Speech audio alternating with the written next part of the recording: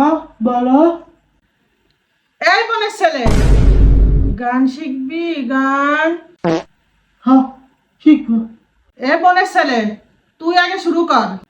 তুমি বলো, তুমি বলো, তুমি বলো।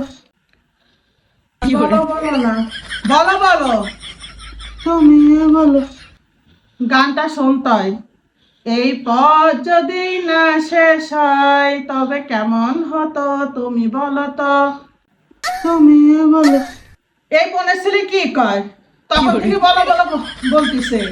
তুই শুধু কবি, এই পথ যদি না শেষ হয় তবে কেমন হতো তুমি বলো তো।